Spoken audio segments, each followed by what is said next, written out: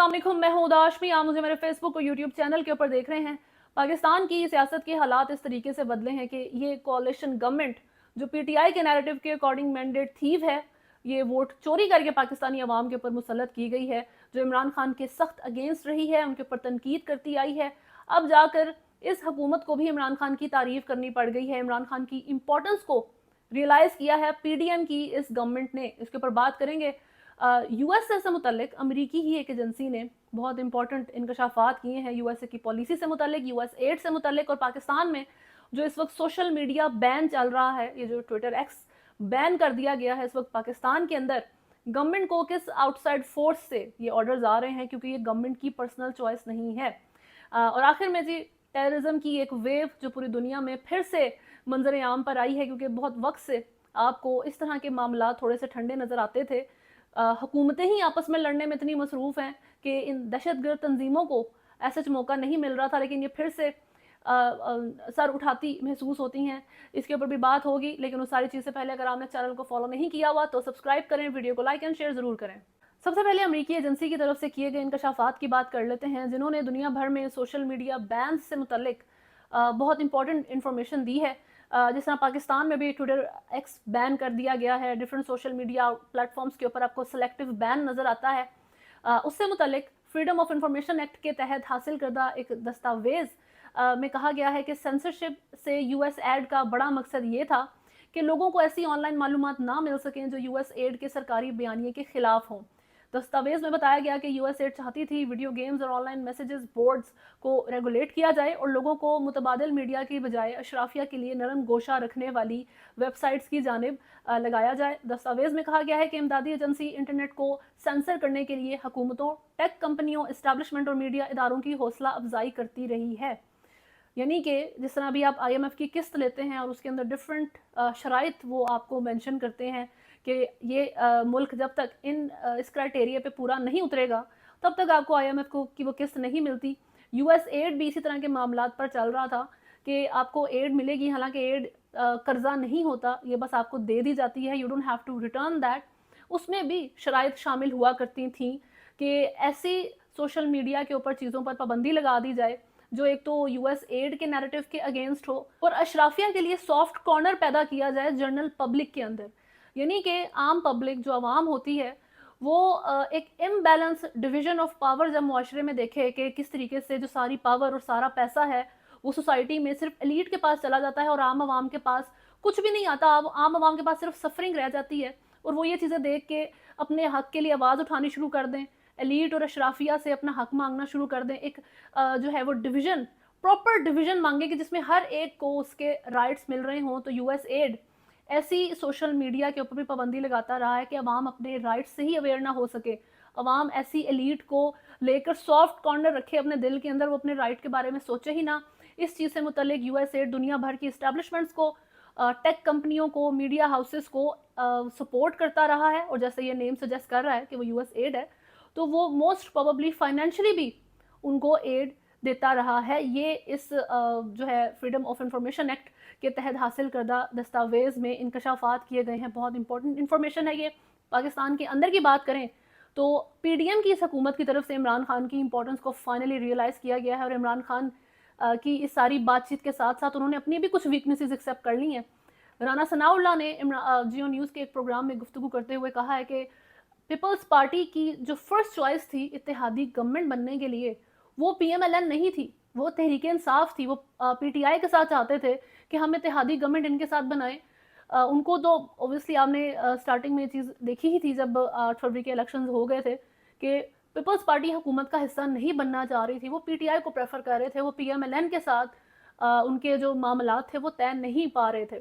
तो यही बात राना सनाउल्लाह कर रहे थे कि पीटीआई के साथ पीपल्स पार्टी अपनी इत्तेहादी हुकूमत बनाना चाहती थी, पीएमएलएन के साथ उन्होंने एंड पर बनाई है, और ये ऐसा हो भी सकता था कि इमरान खान इस वक्त इत्तेहादी हुकूमत का हिस्सा होते, लेकिन अपनी पॉलिसीज़ की वजह से इमरान खान जो है वो इस हुकूमत का हिस्सा नहीं है।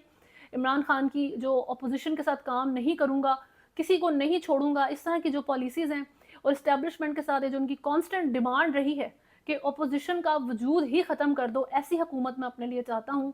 तो ये वजह बनी है ये तमाम बातें کہ عمران خان اس وقت ان تمام کانسیکوینسز سے گزر رہے ہیں, جیل کے اندر موجود ہیں, ان کی پی ٹی آئی کی ان کی جو پارٹی ہے وہ سفر کر رہی ہے. یہ رانا ثناء اللہ کا کہنا تھا. ان کا فردر یہ بھی کہنا تھا کہ عمران خان ہمیں پسند نہیں کرتے تو ہم بھی عمران خان کو پسند نہیں کرتے, ہم بھی پاکستان میں پاکستان تحریک انصاف کو ایک فتنہ ہی سمجھتے ہیں, کیونکہ وہ تمام لوگ خان صاحب کے ہی دیے ہوئے نیریٹو کو فالو کر رہے ہیں. اور سب سے امپورٹنٹلی ان کا یہ کہنا تھا کہ جی عمران خان کو ان سزاؤں کی وجہ سے عوام سے سمپتھی ملی ہے, عوام کے دلوں میں سافٹ کارنر ڈیولپ ہوا ہے. ابھی وہ یو ایس ایڈ والی بات کہ وہ اشرافیہ کے لیے سافٹ کارنر چاہتے تھے اپنے ان بینز کے تھرو, تو رانا ثناء اللہ کہہ رہے ہیں کہ عمران خان کے ساتھ جو ہم نے معاملات کر دی ہیں بیسیکلی حکومت نے, اس کی وجہ سے عوام کے دلوں میں ان کے لیے جو ہے سمپتھی آئی, اس کا عمران خان کو فائدہ ہوا ہے. اب یہ ایک طرف گورنمنٹ کا بیان ہے. انصار عباسی جو کہ ایک بہت اچھے رائٹر ہیں, بہت اچھے اینالسٹ ہیں, جرنلسٹ ہیں, انہوں نے اپنے ایک آرٹیکل میں یہ مینشن کیا ہے کہ جی شہباز شریف کی نو منتخب حکومت کے لیے عمران خان طاقت کا ذریعہ بن گئے ہیں. ڈونٹ فرگیٹ کہ انصار عباسی پرو گورنمنٹ ہیں, پرو پی ڈی ایم ہیں, وہ عمران خان کے حق میں بات کرنے والے بندے نہیں ہیں. وہ اس وقت یہ ایکسیپٹ کر گئے ہیں اپنے اس نئے آرٹیکل میں جو انہوں نے لکھا ہے کہ اسٹیبلشمنٹ اور جو پی ٹی آئی کی جنگ چل رہی ہے اس وقت, اس کا سب سے زیادہ فائدہ شہباز شریف نے اٹھایا ہے. اس سے متعلق پہلے یہ بات ہوتی رہی ہے کہ نواز شریف اور عمران خان کی جو جنگ چل رہی ہے اس کا فائدہ پیپلز پارٹی نے اٹھایا, بلاول بھٹو نے اٹھایا, اور یہ الیکشن کیمپین میں بھی ہم نے چیزیں دیکھی تھیں. اور الٹیمیٹلی جو پی ٹی آئی اور اسٹیبلشمنٹ کی جنگ ہے, جو ایلیفنٹ ان دا روم ہے, جو بگ باسز ہیں, ان کے ساتھ جو پی ٹی آئی کی جنگ ہے, اس کا سب سے زیادہ فائدہ شہباز شریف نے اٹھایا اس طریقے سے کہ وہ وزیر اعظم بن جاتے ہیں, ان کی حکومت آ جاتی ہے اسٹیبلشمنٹ کے پاس. عمران خان تو چوائس ہے نہیں, اور عمران خان کو کٹ کرنے کے لیے, اس کے انفلوئنس کو سنپ کرنے کے لیے چوائس صرف P M L N, Shehbaz Sharif, Nawaz Sharif ہی بچتے ہیں, اور جس کا فائدہ obviously ultimately P M L N اٹھا رہی ہے کہ ان کے پاس جو ہے پنجاب کی بھی حکومت آ جاتی ہے, پنجاب میں بھی چیف منسٹر مریم نواز بن جاتی ہیں جو کہ نواز شریف کی بیٹی ہیں. تو یہ تمام بات چیت اس وقت آپ کو عمران خان کے اگینسٹ لوگوں سے آ رہی ہے. رانا ثناء اللہ سب سے ان فیمس بندہ ہے پی ٹی آئی کے حلقوں میں. میرا خیال ہے جو ایک لسٹ ہوگی جو سب سے زیادہ ناپسند کیے جانے والے لوگ ہیں پاکستان تحریک انصاف کے لوگوں کی طرف سے, ان میں ٹاپ 3 میں ایک نمبر پہ تو رانا ثناء اللہ صاحب ضرور ہوں گے. اور وہ ایکسیپٹ کر گئے ہیں حکومت کی اس غلطی کو کہ جو ناانصافیاں پی ٹی آئی کے ساتھ انہوں نے کی ہیں, عمران خان کے ساتھ انہوں نے کی ہیں, وہ باؤنس بیک کر گئیں, اور اس سے عوام میں ان کی سمپتھی بڑھی اور حکومت کے ساتھ ڈسٹنس بڑھا عوام کا. اور دوسری طرف انصار عباسی جو کہ ایک پرو گورنمنٹ آرٹیکل رائٹر ہیں, کالمسٹ ہیں, اینالسٹ ہیں, وہ بھی یہ چیز ایڈمٹ کر رہے ہیں کہ بیسیکلی شہباز شریف کا یہ جیک لگا ہے کہ وہ وزیر اعظم بن گئے ہیں صرف اس وجہ سے کہ عمران خان کی اسٹیبلشمنٹ کے ساتھ ایک اچھی خاصی جنگ چل رہی ہے. اور سینٹ انتخابات کی بات کریں تو ایم کیو ایم پاکستان کی جانب سے سینٹ انتخابات میں فیصل واڈا کی حمایت نہ کیے جانے کا امکان ظاہر کیا گیا ہے. ذرائع کے مطابق ایم کیو ایم پاکستان کی جانب سے اب تک ٹکٹ کا حتمی فیصلہ نہیں کیا جا سکا. ایم کیو ایم پاکستان کے کئی رہنما فیصل واڈا کی سینٹ میں حمایت کرنے کے خلاف ہیں. ایم کیو ایم کی جانب سے عامر چشتی, شہباز ظہیر اور دیگر کے ناموں پر غور کیا جا رہا ہے. سینٹ انتخابات کے لیے امیدواروں کے ناموں کا حتمی فیصلہ مرکزی ایڈ ہاک کمیٹی کے اجلاس میں ہوگا. دیکھتے ہیں کہ فیصل واڈا کو ایم کیو ایم کی حمایت حاصل ہو پاتی ہے یا نہیں. حالانکہ ان دونوں کے جو فرینڈز ہیں وہ سیم ہیں. فیصل واڈا جب بھی پروگرامز میں ان کو انالیسس کے لیے بلایا جاتا ہے مین اسٹریم میڈیا کے, تو آپ ان کی بات چیت سے اندازہ لگا سکتے ہیں کہ ان کی لائلٹیز کس طرف بہت زیادہ لائک کرتی ہیں. حالانکہ اس سے پہلے وہ ایک اچھی خاصی کنٹروورسی کا شکار کر چکے ہیں خود کو, جب وہ ایک بوٹ انہوں نے لا کے ٹیبل کے اوپر رکھ دیا تھا, اور ان سے جب ابھی ریسنٹلی اس سے متعلق کویشچن کیا گیا تو ان کا کہنا تھا کہ میں صرف بوٹ ٹیبل پہ نہیں رکھ سکتا, اگر ضرورت پڑے تو میں بوٹ اٹھا کے مار بھی سکتا ہوں. لیکن بہرحال, اور ایم کیو ایم کی بھی اسی طرح کی بات چیت ہے. مصطفیٰ کمال کی جو آڈیو سامنے آئی تھی تو اس میں بھی پتہ لگ رہا تھا کہ وہ مینڈیٹ چوری کرنے سے متعلق بات چیت کر رہے ہیں, کس کو کتنے ووٹ ملیں گے, کس طریقے سے تمام معاملات جائیں گے, اس کے اوپر وہ بات چیت کر رہے ہیں. اور بعد میں انہوں نے اس آڈیو کو آن بھی کر لیا تھا کہ ہاں جی میں ہی وہ بات کر رہا ہوں, کون سا پہلی دفعہ پاکستان میں الیکشن میں ووٹ چوری ہو رہے ہیں. تو بیسیکلی ان دونوں کی آپس میں ایسا دوستی نظر تو نہیں آتی, لیکن فرینڈ سرکل ان کا کافی سیم ہے, کامن فرینڈز ان دونوں کے آپس میں موجود ہیں. بہرحال اکراس بارڈر بات کریں تو رشیا میں کل ٹیررسٹ اٹیک سے متعلق میں نے بات کی تھی, وہ ایک ڈیولپنگ سٹوری تھی. کل تک اس میں جو کیجوالٹیز تھیں، جو ڈیتھ تھے وہ 44 تھے، لیکن ابھی وہ نمبرز بڑھ کر 143 ہو گئے ہیں. زخمیوں کی تعداد 100 سے زیادہ ہے اور جو ان میں ڈیتھس ہوئی ہیں وہ 143 ہے نمبر. بہرحال اس ساری چیز سے متعلق ماسکو کے قریب یہ جو کانسرٹ ہال میں مسلح افراد کے حملے کے بعد 24 مارچ کو روس میں یوم سوگ کا اعلان کیا گیا ہے. روسی صدر پیوٹن نے کہا ہے کہ کانسرٹ ہال حملے کے متاثرین سے گہری ہمدردی ہے. حملے کے بعد امدادی کارروائیوں پر ایمرجنسی سروسز اور اسپیشل فورسز کا شکر گزار ہوں. ان کا کہنا تھا روسی سیکیورٹی فورسز نے براہ راست ملوث 4 ملزمان سمیت 11 افراد کو گرفتار کیا ہے. حملہ آوروں نے یوکرین کی طرف بھاگنے کی کوشش کی. پیوٹن نے اعلان کیا ہے کہ تمام ذمہ داروں کو سخت سزا دی جائے گی. جس نے بھی اس حملے کا حکم دیا اسے سزا دی جائے گی. ہمارے دشمن ہمیں تقسیم نہیں کر سکتے. دوسری جانب روسی میڈیا کے مطابق ایک ملزم فرید الدین کا دعویٰ ہے کہ وہ ترکی کے راستے 4 مارچ کو ماسکو آیا تھا. ہدف ہال میں تمام افراد کو ہلاک کرنا تھا. تاجک زبان بولنے والے دوسرے دہشت گرد نے بتایا کہ وہ عبداللہ اور محمد نامی افراد سے رابطے میں تھا. تیسرے دہشت گرد کا نام رجب بتایا گیا ہے. اس ساری چیز کی جو ذمہ داری ہے وہ داعش نے قبول کی ہے. آئسس کی طرف سے اس کی رسپانسبلٹی لی گئی ہے اور داعش میرا خیال ہے آلموسٹ بن اے ڈیکیڈ کہ وہ ایکٹیو نہیں تھی. بہت سال ہو گئے ہیں فارچونیٹلی کہ داعش کی طرف سے آپ کو حملوں کی رپورٹس نہیں مل رہی تھیں.